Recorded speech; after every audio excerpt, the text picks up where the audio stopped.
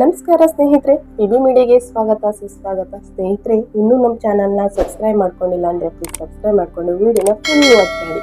ವಿಡಿಯೋನ ಎಲ್ಲೂ ಸ್ಕಿಪ್ ಮಾಡಬೇಡಿ. ಸ್ಕಿಪ್ ಮಾಡೋದ್ರಿಂದ ನಿಮಗೆ ಒಳ್ಳೊಳ್ಳೆ ಇನ್ಫಾರ್ಮೇಷನ್ ಸಿಗೋಲ್ಲ, ಅರ್ಥವಾದ ಇನ್ಫಾರ್ಮೇಷನ್ ಸಿಗುತ್ತೆ ಅಂತ ವಿಡಿಯೋನ ಫುಲ್ ವಾಚ್ ಮಾಡಿ ಅಂತ ಹೇಳ್ತಾ ಇದ್ದೀನಿ. ವಿಡಿಯೋನ ವಾಚ್ ಮಾಡೋದ ಮೇಲೆ ಇಷ್ಟ ಆದರೆ ಒಂದು ಲೈಕ್ ಮಾಡೋದನ್ನ ಮರಿಬೇಡಿ. ಬನ್ನಿ ವಿಡಿಯೋನ ಸ್ಟಾರ್ಟ್ ಮಾಡೋಣ. ಇವತ್ತಿನ ಒಂದು ವಿಡಿಯೋದಲ್ಲಿ ಏನಂದರೆ, ಜಿಲ್ಲಾ ಆರೋಗ್ಯ ಮತ್ತು ಕುಟುಂಬ ಕಲ್ಯಾಣ ಸೊಸೈಟಿ ನೇಮಕಾತಿ. ಜಿಲ್ಲಾ ಆರೋಗ್ಯ ಮತ್ತು ಕುಟುಂಬ ಕಲ್ಯಾಣ ಸೊಸೈಟಿ ಕೊಪ್ಪಳ DHFWS ಕೊಪ್ಪಳ ನೇಮಕಾತಿ ಅಧಿಕೃತ ಅಧಿಸೂಚನೆಯನ್ನು ಹೊರಡಿಸಿದೆ. ಪ್ರಸಕ್ತ ಸಾಲಿನ ವಿವಿಧ ಬಗೆಯ ನರ್ಸಿಂಗ್ ಅಧಿಕಾರಿಗಳು, ಪ್ರಾಥಮಿಕ ಆರೋಗ್ಯ ಅಧಿಕಾರಿ ವಿಭಾಗದಲ್ಲಿ ಖಾಲಿ ಇರುವ ಹುದ್ದೆಗಳನ್ನು ಭರ್ತಿ ಮಾಡುವ ಸಲುವಾಗಿ ಅರ್ಹ ಅಭ್ಯರ್ಥಿಗಳಿಂದ ಅರ್ಜಿಗಳನ್ನು ಆಹ್ವಾನಿಸಲಾಗಿದೆ. ಸ್ನೇಹಿತರೆ, ಆಸಕ್ತ ಅಭ್ಯರ್ಥಿಗಳು ಆನ್ಲೈನ್ ಮೂಲಕ ನೀವು ಅರ್ಜಿ ಸಲ್ಲಿಸಬಹುದು. ಹುದ್ದೆಗಳ ವಿವರಗಳನ್ನ ನೋಡ್ತಾ ಹೋದ್ರೆ ನಾವು ಪ್ರಾಥಮಿಕ ಆರೋಗ್ಯ ಅಧಿಕಾರಿ 3 ಹುದ್ದೆಗಳನ್ನ ಕೇಳಲಾಗಿದೆ. ತಾಲೂಕು ಕಾರ್ಯಕ್ರಮ ನಿರ್ವಾಹಕ 1 ಹುದ್ದೆನ ಕೇಳಲಾಗಿದೆ. ಜಿಲ್ಲಾ ಆರಂಭಿಕ ಮಧ್ಯಸ್ಥಿಕೆ ಕೇಂದ್ರ ವ್ಯವಸ್ಥಾಪಕಕ್ಕೆ 1 ಹುದ್ದೆನ ಕೇಳಲಾಗಿದೆ. ಪೌಷ್ಟಿಕಾಂಶ ಪುನರ್ವಸತಿ ಕೇಂದ್ರ ಆಹಾರ ಪದ್ಧತಿ ಸಲಹೆಗಾರರಿಗೆ 1 ಹುದ್ದೆನ ಕೇಳಲಾಗಿದೆ. ಪ್ರಯೋಗಾಲಯ ತಂತ್ರಜ್ಞಕ್ಕೆ 2 ಹುದ್ದೆಗಳನ್ನ ಕೇಳಲಾಗಿದೆ. LHVNUHM 1 ಹುದ್ದೆನ ಕೇಳಲಾಗಿದೆ. ರಾಷ್ಟ್ರೀಯ ಬಾಲ ಸ್ವಾಸ್ಥ್ಯ ಕಾರ್ಯಕ್ರಮ ನೇತ್ರ ಸಹಾಯಕ ಔಷಧಿಕಾರ 2 ಹುದ್ದೆಗಳನ್ನ ಕೇಳಲಾಗಿದೆ. ಔಷಧಿಕಾರ 1 ಹುದ್ದೆನ ಕೇಳಲಾಗಿದೆ. ಆಪರೇಷನ್ ಥಿಯೇಟರ್ ತಂತ್ರಜ್ಞ 2 ಹುದ್ದೆಗಳನ್ನ ಕೇಳಲಾಗಿದೆ. ವ್ಯಾಕ್ಸಿನೇಷನ್ ಫೀಲ್ಡ್ ವರ್ಕರ್ಗೆ 1 ಹುದ್ದೆನ ಕೇಳಲಾಗಿದೆ. ನರ್ಸಿಂಗ್ ಅಧಿಕಾರಿ 17 ಹುದ್ದೆಗಳನ್ನ ಕೇಳಲಾಗಿದೆ. ಆಡಿಯೋಮೆಟ್ರಿಕ್ ಸಹಾಯಕ 1 ಹುದ್ದೆನ ಕೇಳಲಾಗಿದೆ. ಶ್ರವಣ ದೋಷ ಉಳ್ಳ ಮಕ್ಕಳಿಗೆ ಬೋಧಕ 1 ಹುದ್ದೆನ ಕೇಳಲಾಗಿದೆ. ಆಡಳಿತ ಕಾರ್ಯಕ್ರಮ ಸಹಾಯಕ 1 ಹುದ್ದೆನ ಕೇಳಲಾಗಿದೆ. ಸಲಹೆಗಾರ 1 ಹುದ್ದೆನ ಕೇಳಲಾಗಿದೆ. ಸ್ನೇಹಿತರೆ, ಇಷ್ಟು ಹುದ್ದೆಗಳ ವಿವರ ಅಂತ ಹೇಳ್ಬೋದು. ಇಷ್ಟು ಹುದ್ದೆಗಳನ್ನ ಕೇಳಲಾಗಿದೆ.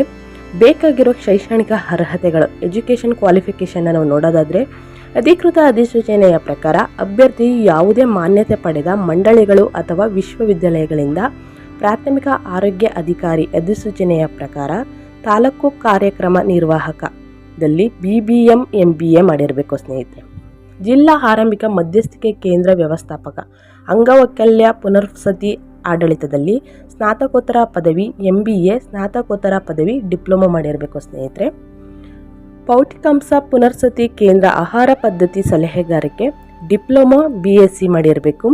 ಪ್ರಯೋಗಾಲಯ ತಂತ್ರಜ್ಞಕ್ಕೆ ಡಿಪ್ಲೊಮಾ ಮಾಡಿರಬೇಕು. LHVNUHM ಅಧಿಸೂಚನೆಯ ಪ್ರಕಾರ ರಾಷ್ಟ್ರೀಯ ಬಾಲ ಸ್ವಾಸ್ಥ್ಯ ಕಾರ್ಯಕ್ರಮ ನೇತ್ರ ಸಹಾಯಕ ಔಷಧಿಕಾರ ಆಪ್ಟೋಮೆಟ್ರಿಯಲ್ ಡಿಪ್ಲೊಮಾ ಮಾಡಿರಬೇಕು. ಔಷಧಿಕಾರ D.Pharm B.Pharmನ ಮಾಡಿರಬೇಕು. ಸ್ನೇಹಿತರೆ, ಆಪರೇಷನ್ ಥಿಯೇಟರ್ ತಂತ್ರಜ್ಞ ಡಿಪ್ಲೊಮಾ ಮಾಡಿರಬೇಕು. ವ್ಯಾಕ್ಸಿನೇಷನ್ ಫೀಲ್ಡ್ ವರ್ಕರ್ಗೆ ಪದವಿ ಅಥವಾ ಸ್ನಾತಕೋತ್ತರ ಪದವಿ MSW ಮಾಡಿರಬೇಕು. ನರ್ಸಿಂಗ್ ಅಧಿಕಾರಿ ಅಧಿಸೂಚನೆಯ ಪ್ರಕಾರ ಆಡಿಯೋಮೆಟ್ರಿಕ್ ಸಹಾಯಕಕ್ಕೆ DHLS ಮಾಡಿರಬೇಕು. ಶ್ರವಣ ದೋಷವುಳ್ಳ ಮಕ್ಕಳಿಗೆ ಬೋಧಕ TYDHHನಲ್ಲಿ ಡಿಪ್ಲೊಮಾ ಮಾಡಿರಬೇಕು. ಆಡಳಿತ ಕಾರ್ಯಕ್ರಮ ಸಹಾಯಕಕ್ಕೆ ಪದವಿ ಮಾಡಿರಬೇಕು. ಸ್ನೇಹಿತರೆ, ಸಲಹೆಗಾರ BSc ಮಾಡಿರಬೇಕು. ಇಷ್ಟು ಎಜುಕೇಷನ್ ಕ್ವಾಲಿಫಿಕೇಷನ್ನ ಕೇಳಲಾಗಿದೆ. ವಯಸ್ಸಿನ ಮಿತಿಯ ಮಾಹಿತಿಗಳನ್ನ ನಾವು ನೋಡೋದಾದರೆ, DHFWS ರಿಕ್ವೈರ್ಮೆಂಟ್ ಅಭ್ಯರ್ಥಿಯ ನೇಮಕಾತಿ ಅಧಿಸೂಚನೆಯ ಪ್ರಕಾರ ಅಭ್ಯರ್ಥಿಯು ಪ್ರಾಥಮಿಕ ಆರೋಗ್ಯ ಅಧಿಕಾರಿ 18ರಿಂದ 45 ವರ್ಷ ಆಗಿರಬೇಕು. ತಾಲೂಕು ಕಾರ್ಯಕ್ರಮ ನಿರ್ವಾಹಕಕ್ಕೆ 18ರಿಂದ 40 ವರ್ಷಗಳಾಗಿರಬೇಕು. ಜಿಲ್ಲಾ ಆರಂಭಿಕ ಮಧ್ಯಸ್ಥಿಕೆ ಕೇಂದ್ರ ವ್ಯವಸ್ಥಾಪಕಕ್ಕೆ 18ರಿಂದ 45 ವರ್ಷ. ಪೌಷ್ಟಿಕಾಂಶ ಪುನರ್ವಸತಿ ಕೇಂದ್ರ ಆಹಾರ ಪದ್ಧತಿ ಸಲಹೆಗಾರಿಕೆ 18ರಿಂದ 45 ವರ್ಷ. ಪ್ರಯೋಗಾಲಯ ತಂತ್ರಜ್ಞಿಕೆಗೆ 18ರಿಂದ 45 ವರ್ಷಗಳು. LHVNUHMಗೆ 18ರಿಂದ 65 ವರ್ಷಗಳನ್ನ ಕೇಳಲಾಗಿದೆ. ರಾಷ್ಟ್ರೀಯ ಬಾಲ ಸ್ವಾಸ್ಥ್ಯ ಕಾರ್ಯಕ್ರಮ ನೇತ್ರ ಸಹಾಯಕ ಔಷಧಿಕಾರಕ್ಕೆ 18ರಿಂದ 45 ವರ್ಷಗಳು. ಔಷಧಿಕಾರ 18ರಿಂದ 40 ವರ್ಷಗಳು. ಆಪರೇಷನ್ ಥಿಯೇಟರ್ ತಂತ್ರಜ್ಞ 18ರಿಂದ 45 ವರ್ಷಗಳನ್ನ ಕೇಳಲಾಗಿದೆ.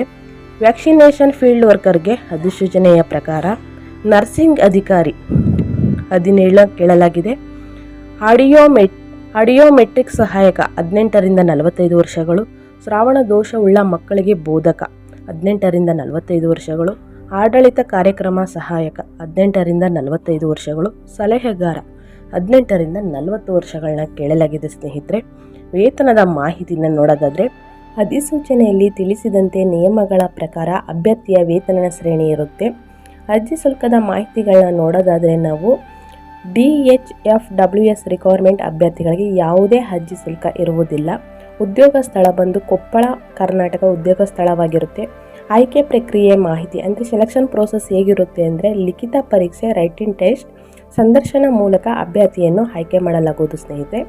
ಅರ್ಜಿ ಸಲ್ಲಿಸುವ ಕ್ರಮಗಳನ್ನ ನಾವು ನೋಡೋದಾದರೆ DHFWS ರಿಕ್ವೈರ್ಮೆಂಟ್ ನೇಮಕಾತಿಗೆ ಆನ್ಲೈನ್ ಮೂಲಕ ನೀವು ಅರ್ಜಿ ಸಲ್ಲಿಸ್ಬೋದು. ಮತ್ತು ಅರ್ಜಿ ಪ್ರಕ್ರಿಯೆ ಪ್ರಾರಂಭ ದಿನಾಂಕ ಬಂದು 2/2/2024 ಆಗಿರುತ್ತೆ. ಅರ್ಜಿ ಪ್ರಕ್ರಿಯೆ ಕೊನೆಯ ದಿನಾಂಕ ಬಂದು 16 ಫೆಬ್ರವರಿ 2024 ಆಗಿರುತ್ತೆ. ಇಷ್ಟಲ್ಲಿ ಹೋಗಿ ನಿಮಗೆ ಯಾರಿಗೆ ಆಸಕ್ತಿ ಇದೆ ಹೋಗಿ ಅರ್ಜಿ ಸಲ್ಲಿಸಿ ಅಂತ ಹೇಳ್ತಾ ನಾನು ವಿಡಿಯೋನ ಎಂಡ್ ಮಾಡ್ತಾ ಇದ್ದೀನಿ. ವಿಡಿಯೋನ ಕೊನೆಯ ತನಕ ನೋಡಿದ್ದಕ್ಕೆ ಥ್ಯಾಂಕ್ ಯು ಫಾರ್ ವಾಚಿಂಗ್ ಅಂತ ಹೇಳ್ತಾ ಮತ್ತೊಂದು ವಿಡಿಯೋದಲ್ಲಿ ಸಿಗ್ತೀನಿ.